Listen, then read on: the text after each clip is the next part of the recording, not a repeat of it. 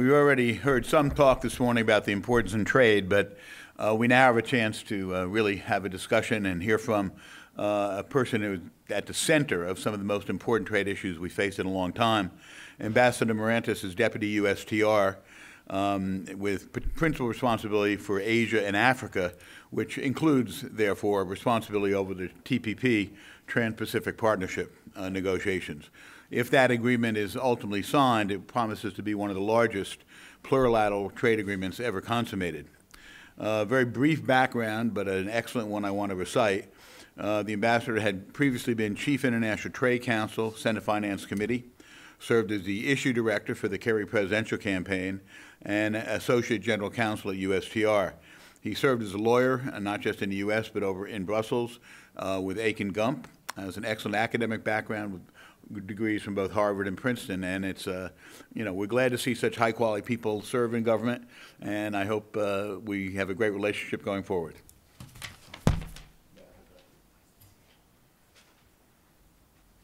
Hi, everyone. It's nice to be here today.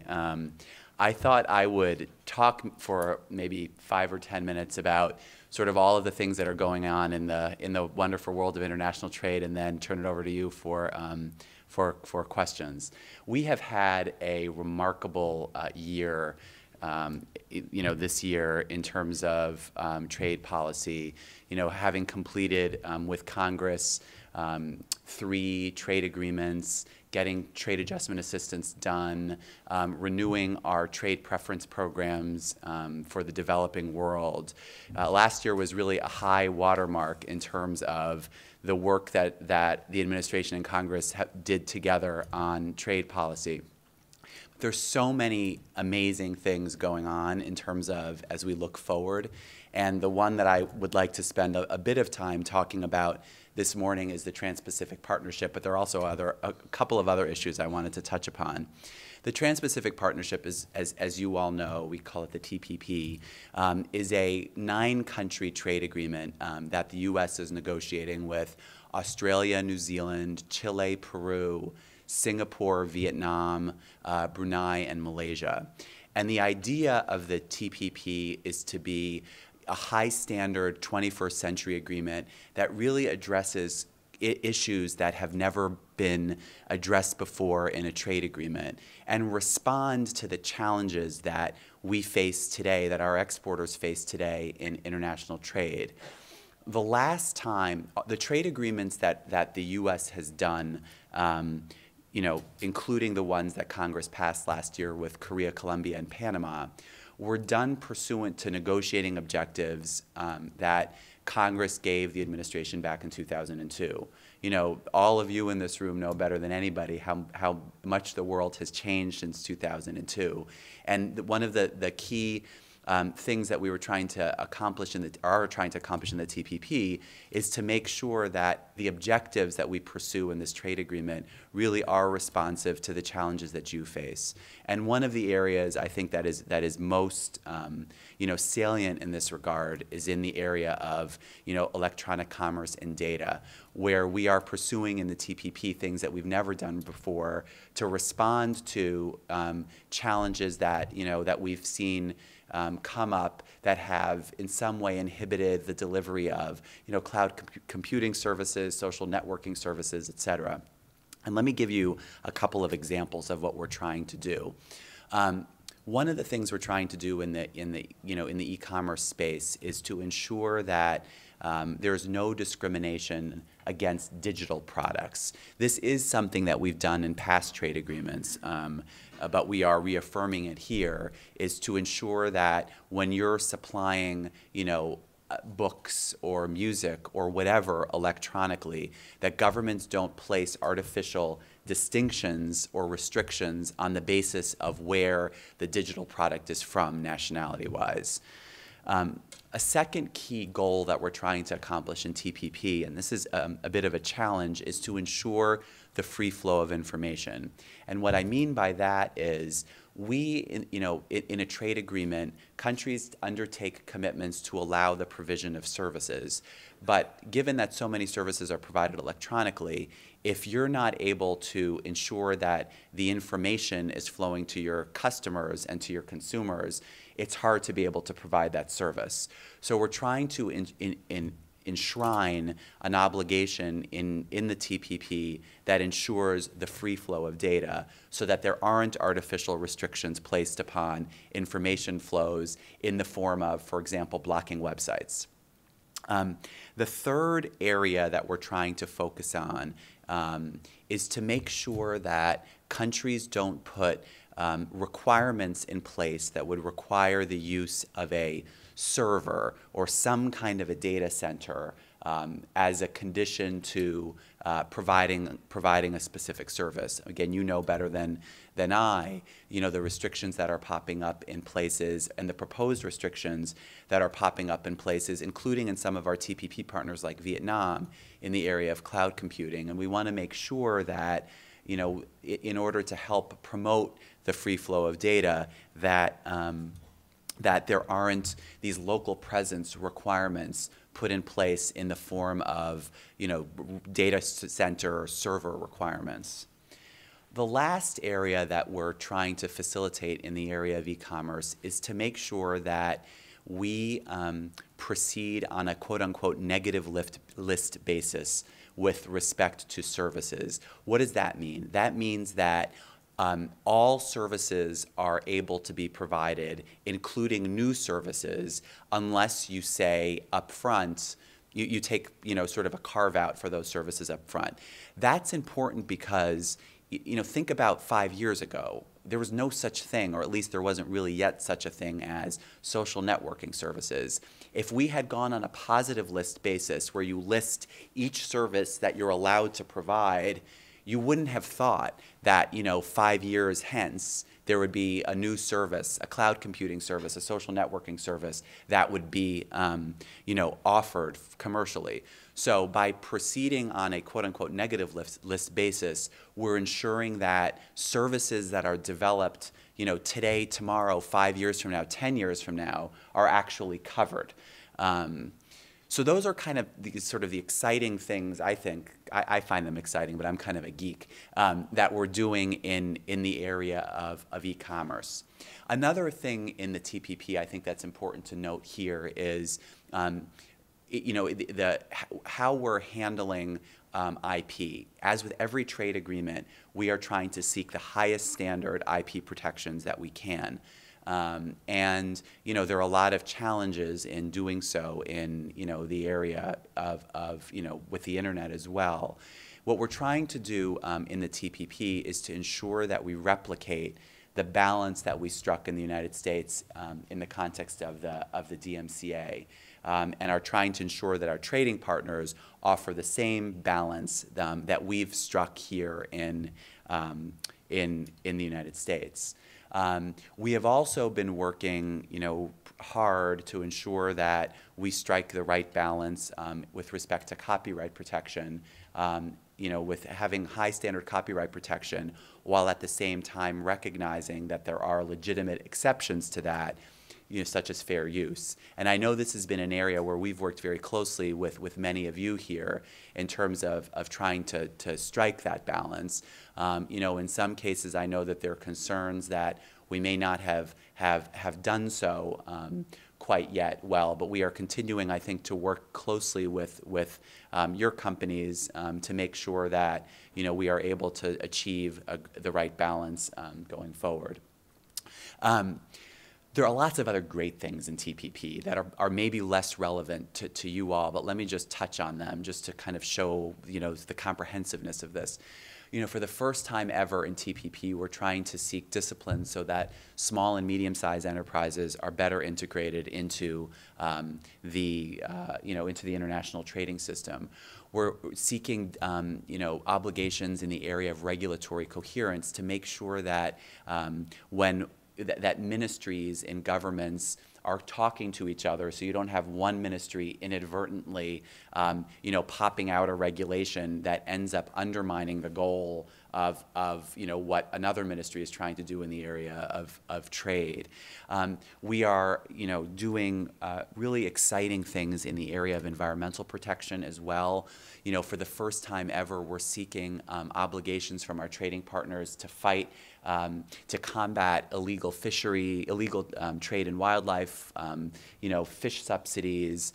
We are, putting forward very high standard obligations in the area of labor as well. I mean, it's a really exciting agreement. And what's been, I think, so neat about it, from, standing here as a negotiator is we are really involved in this with a group of 8 other like-minded countries, all of which are trying to, position the TPP as being, the most innovative trade agreement that we've ever negotiated.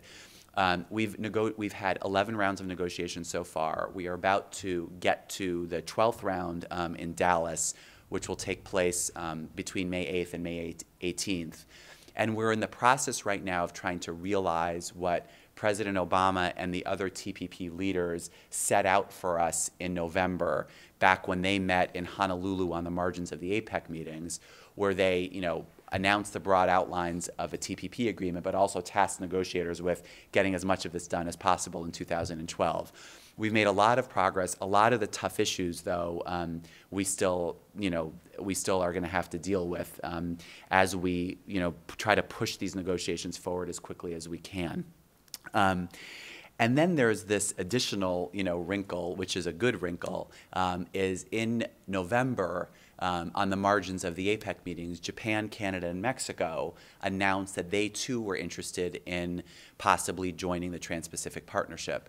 And since they announced that interest, which is great because it underscores the whole point of TPP, which is to serve as a platform for regional integration in the Asia-Pacific region, we have been engaged in very serious consultations with Congress and our stakeholders about the issues and the expectations that we would have to ensure that should Japan, Canada, and Mexico join, it doesn't in any way lower the ambition of the agreement or slow it down or whatnot. And so those talks and consultations continue with Japan, Canada, and Mexico, as we sort of look to see how we respond to their interest in being part of the agreement. There are lots of other things besides TPP that are going on in sort of the innovation sphere. We have been working very hard with China, for example, to deal with a lot of the issues that have emerged in the indigenous innovation space. You all know that China, in an effort to become, more of an innovative society, had issued some policies and policy directions that we found very problematic. Through a lot of hard work that we've done in the strategic and economic dialogue, in the JCCT, bilaterally when President Hu visited President Obama, when President Xi came and visited Vice President Biden, we have actually made a lot of progress on this issue. We still have a lot of concerns, but we are continuing our work with China to ensure that as it tries to become an innovative society, it doesn't do so in a way that undermines intellectual property protection or in any way casts preferences for locally developed standards. On that issue, on the locally developed issue, this is a new and emerging challenge we're facing in the trade space. It's sort of this drive in some countries for localization, where you have local content requirements, local server requirements, subsidies given to companies on the basis of whether or not they're local, conditioning government procurement preferences to the extent of local content that you use.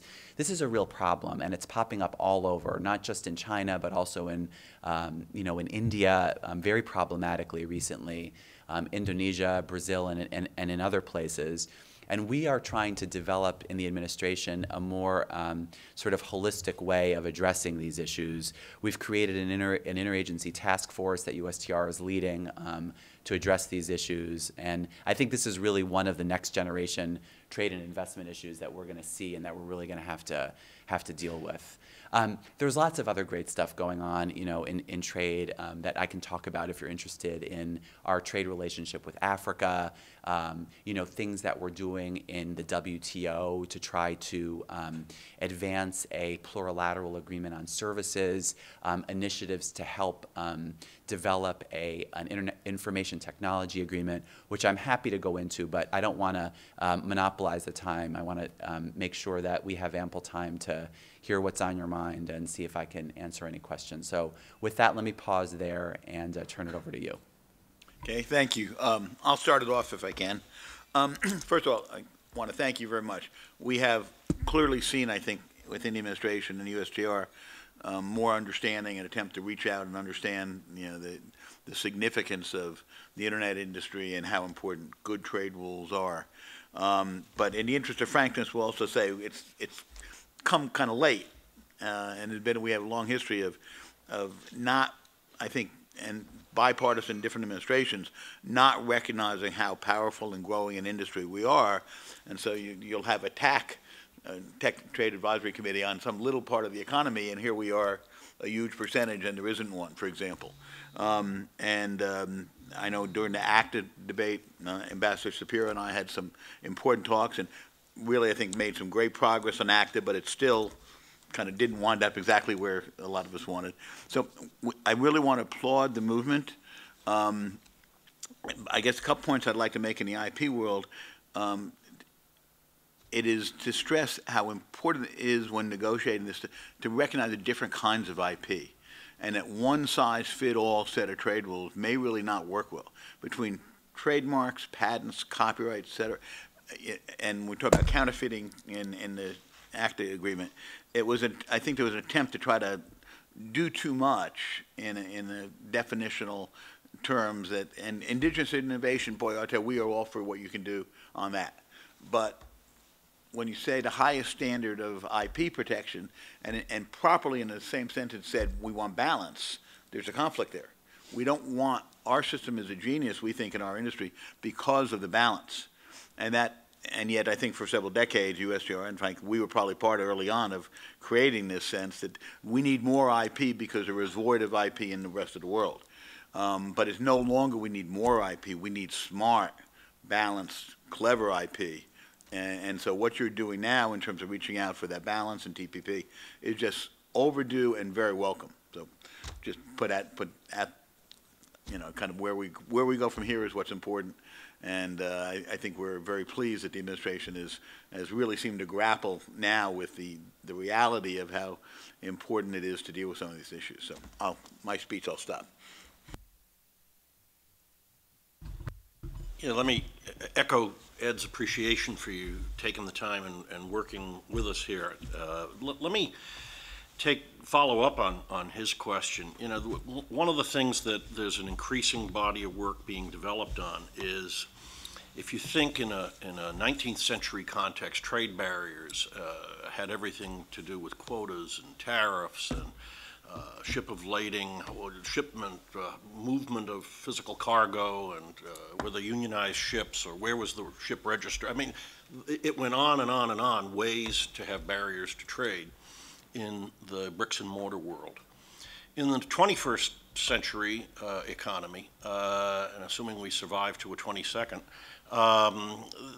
there's really, following on Ed's point, an emerging model where you could have electronic barriers to trade in a new economy, an internet economy, an electronic commerce world, where everything from privacy regulation to internet censorship to even where a data center, where the data in a cloud must physically reside, what rules of law apply and don't,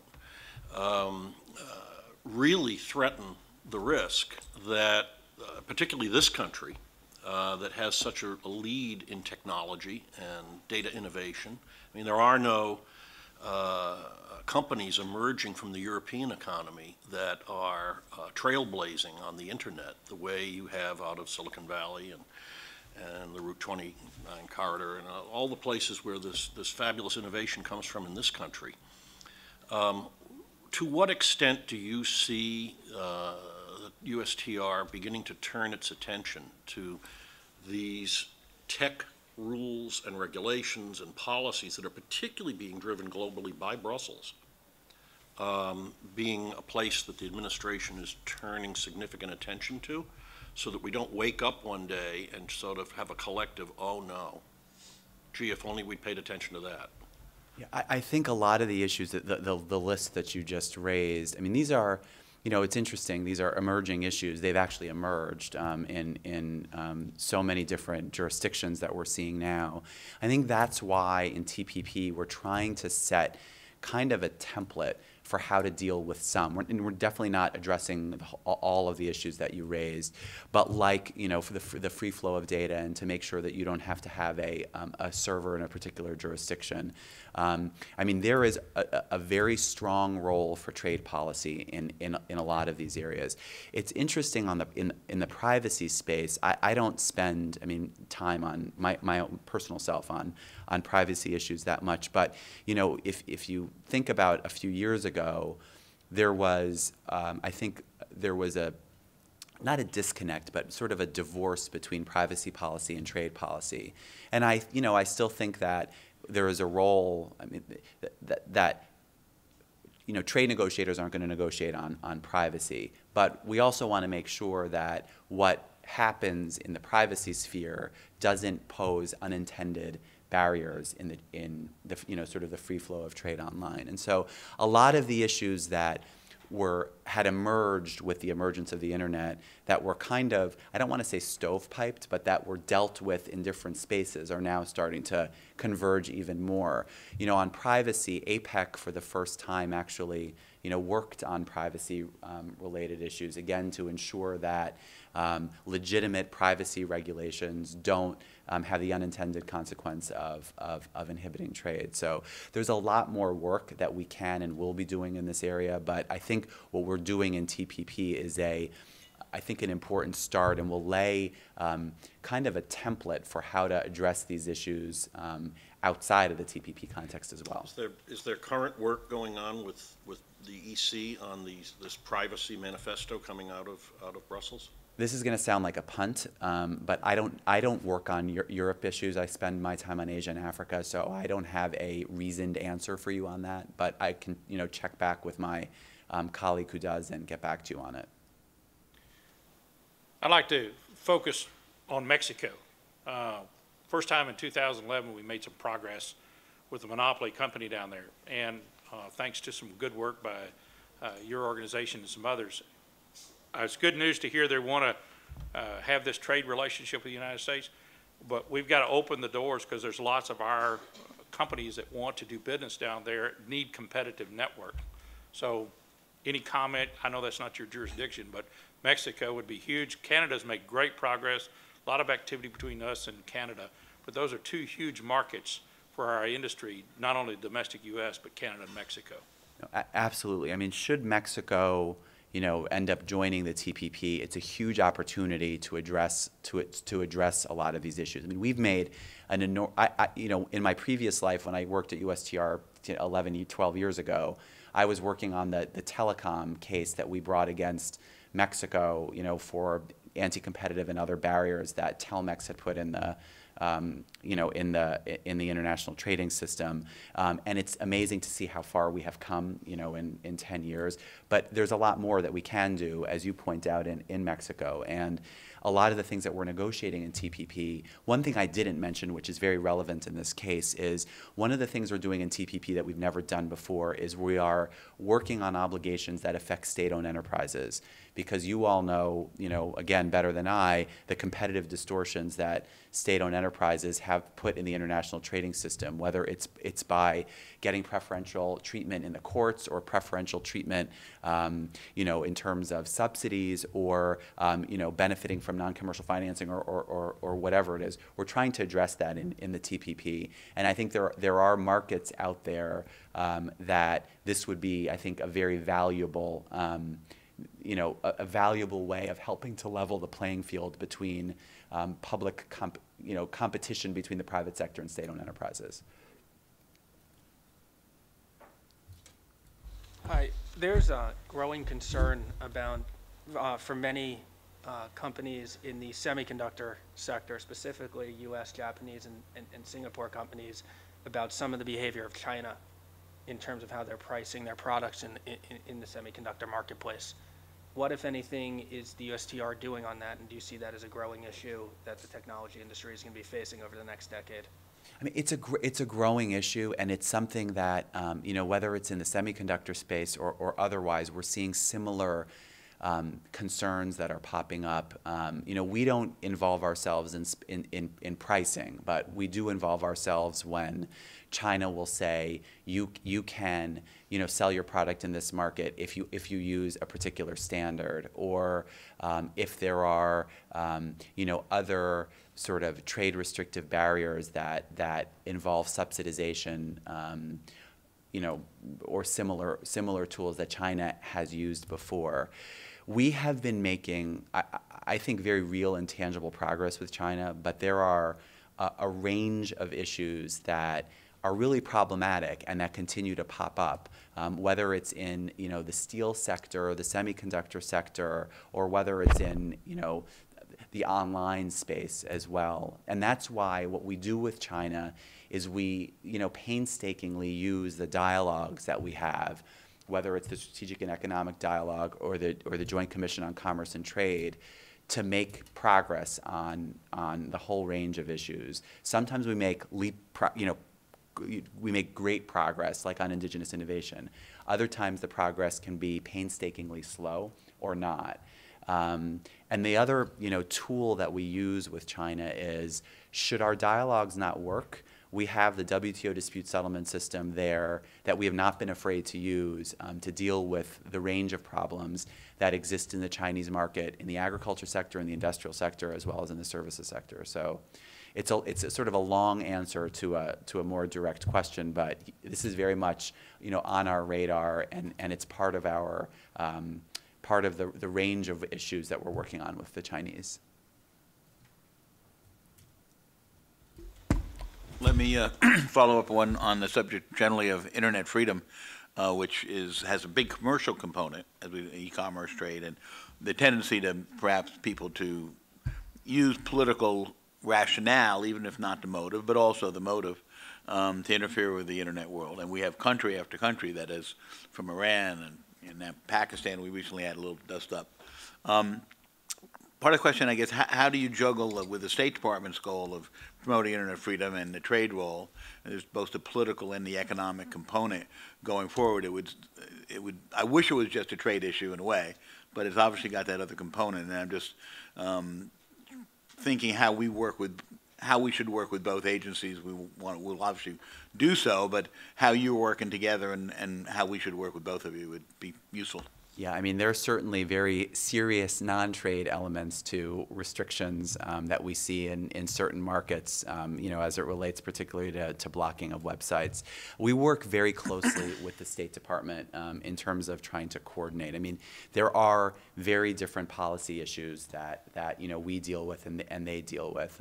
But I think my advice in terms of how is, we serve, USTR serves as the coordinating body in the government for the trade and investment issues, and state, on the other, human rights and internet freedom issues plays obviously a leading role there too. So come to all of us, and we'll help. We will. We're the government. We'll help. In this case, we really need the government help, because we've been saying for several years, companies, no matter how big they are, can't fight governments. We need our government to play a football metaphor. You're our offensive line. We can't carry the ball unless you guys are out there protecting our ability to run a play. So with that, if there's no last question, I will thank you very much. Thanks, Great. everyone. Appreciate you being here.